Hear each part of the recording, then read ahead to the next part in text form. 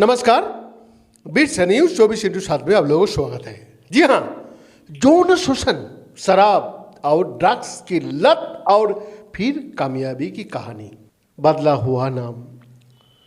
तब 16 साल से भी कम उम्र की थी जब उनके शराब और नशे के आदी होने के बारे में पता चला। एक समय ऐसा भी आया जब उनके स्कूल ने भी उन्हें वापस भेज दिया क्योंकि वो नशे की हालत में स्कूल पहुंची थी। ये भी पता चला कि नशे की हालत में उनका कई बार यौन शोषण भी किया गया था। चिंतित परिजन उन्हें कई बार नशा मुक्ति केंद्र सेंटर ले जाकर 3 से 6 महीने तक कोशिश किए, लेकिन नशा मुक्ति केंद्र से वापस लौटने का कुछ दिन के भीतर ही वो फिर से नशा लेने लग जाती। परिजनों का प्रति उनका रवैया आक्रामक था और वो कई बार घर छोड़ के भी चले गई।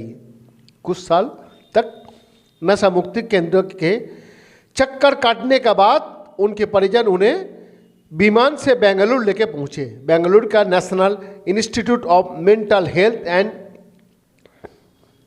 न्यूरोसाइंस में भारत में नशा के आदी महिलाओं की भर्ती करने का एकमात्र केंद्र है। जी हाँ, हमारा दर्शकों के लिए ये बात सूचित किया जा रहा है। उन्हें वहीं भर्ती कराया गया था। जहाँ तक इलाज का सवाल है, ये एक आसान सफर नहीं था। जब भी वो लगता कि उनके नशा की आदत छूट गई है, वो या तो बोतल उठा लेती या फिर हेरोइन या दूसरा नशा लेने लगती। इससे उनकी परिजनों और डॉक्टर का बहुत निराशा होती। वो सब होता रहा और आखिरकार मनोचिकित्सकों की निगरानी में 5 साल इलाज कराने के बाद आखिरकार उनका मन पढ़ाई में लगने लगा और वो जिंदगी में कुछ करने के बारे में भी सोचने लगा।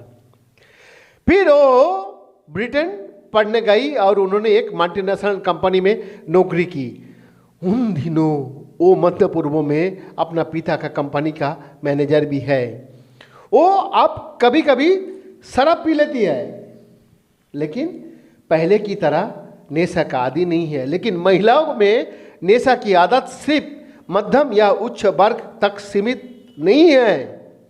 डॉक्टर गारमेंट फैक्ट्री में काम करने वाली 36 साल की संगीता, जो बदला हुआ नाम है, का उदाहरण देने इसलिए हम लोग दे रहा हूँ। वो अपना पति का हाथों दर्दनाक शारीरिक और यौन शोषण झेला। उनकी 12 साल की उम्र में शादी हो गई थी। ये बात हैरान कर सकती है कि उनके पति ने उन्हें जबरदस्ती शराब पिलाई और फिर उन्हें नशा की लत लग गई। उनके परिवार में लोगों शराब पीते थे और वो भी अपने पति का साथ देने के लिए शराब पीने लगी। बाद में उनके नशा की लत बिगड़नी चली गई है। उन्हें लगता था कि अपने पति का हाथों हिंसा और यौन उत्पीड़न का दुख से उबरने का एक ही रास्ता है। फिर उनके पति ने शराब छोड़ दी और उन्हें नशेड़ी कहने लगे और उन्हें शराब छोड़ने के लिए मजबूर करने लगे। जब उन्होंने शराब छोड़ने की कोशिश की तो उनके शरीर में कांपने की बीमारी हो गई और एक बार तो उन्हें दौरा तक पड़ गया। डॉक्टर आमतौर पर मरीजों की निजता की वजह से उनके बारे में जानकारियां साझा नहीं करता है। महिला के बारे में बताते हुए तो वो और भी सावधानी बरतता है।